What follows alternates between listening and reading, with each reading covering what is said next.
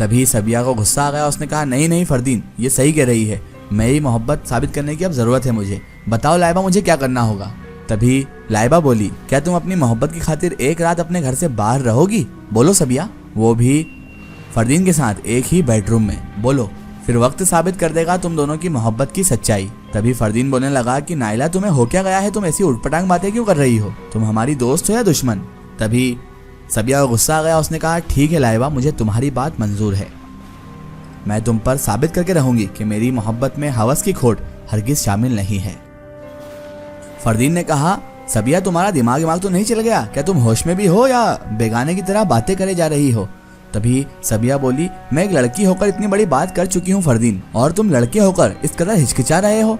समझ में नहीं आ रहा फरदीन कि तुम्हें अपने आप पर भरोसा भी है या नहीं। कहीं लाइबा की बातें सच तो नहीं है फरदीन? तुम मुझे अभी बता दो, वरना ऐसा ना हो कि मेरी मोहब्बत की पूरी नैया लुट जाए और तुम इन सब चीजों में ही उलझे रहो। तो फरदीन बोला ठीक है, मुझे भी मंजूर है। अब तुमने इतनी बड़ी बात कही ना सबिया, तो मुझे भी मंजूर है। लाइबा ने कहा ठीक है, कल शाम 7 बजे इसी रेस्टोरेंट में तुम दोनों आ जाना। हम साथ में यहीं पर डिनर करेंगे और फिर मैं तुम दोनों को बताऊंगी कि यहाँ से हमें जाना कहाँ है। जब दूसरा दिन आया और शाम के 7 बजी, तो मौसम के तेवर तो सुबह से ही बहुत खतरनाक थे और बहुत सुहाने थे। और लाइबा ने रेस्टोरेंट में आने के लिए फरदीन और सबिया को शाम 7 बजे का कहा था, मगर वो खुद 6:30 बजे ही रेस्टोरेंट आ चुकी थी। और उसने फिर वेटर को अपने पास बुलाया। लाइबा ने अपने बैग से दवाई की एक शीशी निकाली और वेटर को थमा दी, और साथ में 500 के कुछ नोट भी उसने उस वेटर को थमा दिए और उसे हिदायत देते हुए जाने के लिए कह दिया। इतनी देर में 7 बज गए और सबिया और फरदीन वहां पर आ पहुंचे। तभी लाइबा ने कहा आओ आओ, बैठो बैठो, दोनों मोहब्बत के पंछियों, आकर मेरे सामने बैठ जाओ। दोनों सामने वाली चेयर पर उसके बाद बैठ गए। तभी सबिया ने लाइबा से पूछा कैसी हो? तो उसने कहा मैं बिल्कुल ठीक हूँ, तुम कैसी हो? तो वो कहने लगी मैं भी ठीक हूँ। यार मैं तुम दोनों को कुछ नहीं कह रही। लाइबा अचानक से बोली, मैं तुम दोनों की मोहब्बत को तस्लीम कर चुकी हूँ। मैं तुमसे कुछ भी नहीं कराना चाहती, ना ही तुम्हें कहीं पर भेजना चाहती हूँ, और तुम दोनों को कुछ भी साबित करने की जरूरत नहीं है। मैं तुम्हारी मोहब्बत को तस्लीम करती हूँ। तभी सबिया बोली नहीं नहीं लाइबा, मैं सिर्फ ये तुम्हारे लिए नहीं कर रही हूँ, बल्कि अब तो मेरी मोहब्बत की बात है, तो मुझे भी अपनी मोहब्बत पर इतना एतमाद है, तो अपनी मोहब्बत को मैं भी अब आजमाना ही चाहती हूँ। और ये सब मैं अब खुद के लिए ही कर रही हूँ। दरअसल मैं भी देखना चाहती हूँ कि आखिर मेरी मोहब्बत कितनी सच्ची और कितनी पाक है। तभी फरदीन बोला लाइबा, तुमने ये सब ठीक नहीं किया और मुझे ये सब मुनासिब नहीं लग रहा है कि आखिर ये सब हो क्या रहा है। तभी लाइबा बोली, देखो फरदीन, मैं तो अब मना कर रही हूँ, लेकिन ये सबिया ही है जो अब जिद पर अड़ गई है और कह रही है कि नहीं नहीं मुझे तो अब टेस्ट लेना ही है। तो इसमें मेरा क्या कसूर है यार फरदीन? तभी फरदीन बोला, देखो लाइबा, सबिया को ये रास्ता दिखाने वाली तुम ही हो, अब ये मत बोलो कि मैंने कुछ किया नहीं है। तभी लाइबा ने एक चाबी सबिया को थमाते हुए कहा, ये लो, ये मेरे खाला के अपार्टमेंट की चाबी है। सबिया उसकी बात समझ गई और इधर फरदीन लाइबा को खा जाने वाली निगाहों से देख रहा था कि आखिर ये मेरा करना क्या चाहती है। तभी सबिया ने कहा, देखो पहले मैं अपने घर जाऊंगी, फिर वहां से अपार्टमेंट में जाऊंगी। तभी लाइबा बोली, ओके हनी, वैसे भी इस अपार्टमेंट में एक ही बेडरूम है, तुम फिक्र मत करो। लाइबा ने मायने के अंदाज में इन दोनों से कहा था, और वो बेवकूफ और जज्बाती लड़की सबिया कुछ भी समझ ना सकी। उस रात गजब का मौसम था, बारिश हो रही थी, हवाएं जोर जोर से चल रही थी। इधर सबिया का दिल डरते सहमते चल रहा था और उसने डरते सहमते अपना कदम अपने घर के बाहर निकाला था। उस बेवकूफ, उस नादान लड़की को यह नहीं पता था कि वो किस बचकानी हरकत को अंजाम देने जा रही है और वो क्या करने जा रही है। उसका अंजाम इन दोनों को ही पता नहीं था। फरदीन के लाख मना करने पर भी सबिया ने उसकी एक न सुनी और अपनी नादानी और लाइबा के भड़कावे में आकर उसने ऐसा कदम उठा लिया था जिससे अब पीछे हटना भी उसके लिए बिल्कुल मुश्किल था और वो खुद भी पीछे नहीं हट सकती थी। और अब वो लाइबा नादान की बात मानकर सबिया उस अपार्टमेंट में पहुंच गई और फरदीन वहां पर पहले से ही मौजूद था और वो सिर्फ आधा घंटा ही अपनी मोहब्बत की आजमाइश को दे पाए थे कि शैतान ने अचानक हमेशा की तरह अपना काम बताना शुरू कर दिया। वो दोनों मासूम इंसान शैतान के बहकावे में ना आते अगर लाइबा ने उन्हें चाय में मिलाकर वो दवा ना पिलाई होती। वो दवाई थी एडिक्शन की, यानी कि ऐसी दवाई जिससे ना चाहकर भी इंसान शैतानियत करने पर मजबूर हो जाए। आप तो जानते हैं कि मेडिकल साइंस ने कितनी तरक्की कर ली है और कैसे कैसी दवाइयाँ आजकल आने लगी हैं जिससे और अट्रैक्शन बढ़ जाता है और हम बिस्तरी की इच्छा भी बढ़ जाती है।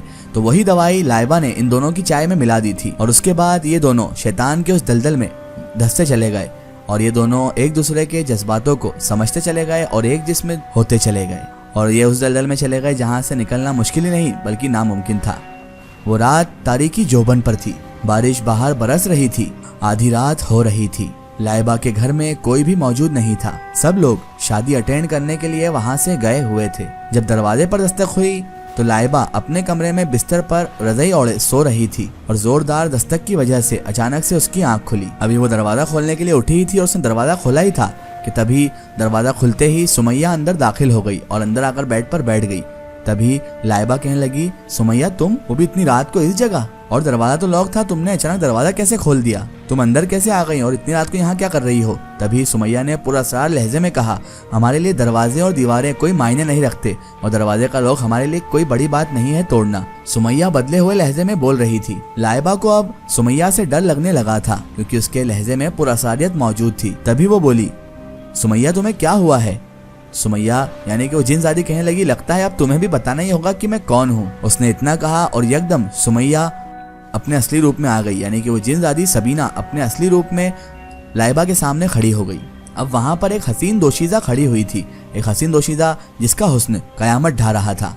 लाइबा डर गई और कहने लगी, ये क्या, तुम बदल कह सकती हो सुमैया, तुमने रूप कैसे बदला और ये क्या हो रहा है सब? तभी वो बोली, हमारा नाम सबीना है और हमारा ताल्लुक जिन्नात कौम से है। हम एक जिनजादी हैं, बल्कि तुम तो यूं कहो कि हम एक लावारिस जिनजादी हैं। फिर हम इस इंसानी बस्ती में आए और हमने असली सुमैया को कब का मौत के घाट उतार दिया है और अपने हाथों से ही उसे मार डाला है, क्योंकि वो भी फरदीन से मोहब्बत करती थी और वो हमारे रास्ते का एक कांटा बन चुकी थी। और आज हम तुम्हें मौत के घाट उतारेंगे क्योंकि लाइबा तुम भी अब हमारी असलियत जान चुकी हो। तुम्हें हटाना भी बेहद जरूरी है हमारे रास्ते से। और हाँ, हम अपना राजदार किसी भी आदमजात को नहीं बनाते, जिसके ऊपर हमारा राज रोशन होता है हम उसे मौत के घाट उतार देते हैं। लाइबा का खौफ के मारे बुरा हाल हो चुका था, खौफ पूरी तरह उस पर तारी हो चुका था, उसका रंग अब सफेद भी पड़ चुका था और वो अब बहुत ज्यादा खौफ और डर में मुब्तला हो चुकी थी। तभी लाइबा ने उसकी तरफ देखा तो देखा कि खुले बाल, हसीन चेहरा, वो किसी भी जाविये से जिनजादी या जिन्नात की लड़की तो ना लग रही थी। उसने कहा, देखो सुमैया, आप जो कोई भी हो, आपका राज मेरे साथ अब कब्र तक ही जाएगा। मैं किसी को कुछ नहीं बताऊंगी, मैं आपसे वादा करती हूँ। आप जो भी हो, जिनजादी हो, इंसान हो, जो भी हो, मैं आपका राज किसी पर भी रोशन नहीं होने दूंगी और आपका राज किसी को नहीं बताऊंगी। खुदा के लिए मुझे मत मारिए। और मैंने तो आपकी मदद भी की है। आप भी चाहती थी ना कि सबिया और फरदीन का जो है झगड़ा हो जाए और वो एक दूसरे से अलग हो जाए, और ये रात वाला आइडिया भी तो आपने ही मुझे दिया था। तो वो कहने लगी, हाँ हाँ मैं जानती हूँ तुमने मेरी मदद की है और मैं भी तुम्हें मानना नहीं चाहती, लेकिन क्या करूँ, ये अब मेरी मजबूरी है कि तुम मेरा राज जान चुकी हो तो मुझे तुम्हें मानना ही होगा। इतना कहकर वो सबीना जिनजादी लाइबा की तरफ बढ़ गई और उसने उसका भी गला पकड़ा और उसे गले को दबा दिया और लाइबा कुछ लम्हों बाद हमेशा हमेशा के लिए खामोश हो गई।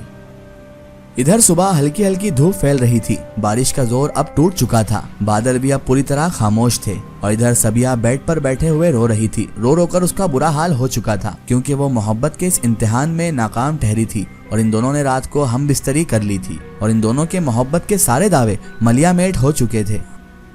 इसका एक स्टोरी हम देखेंगे इसके अगले पार्ट में।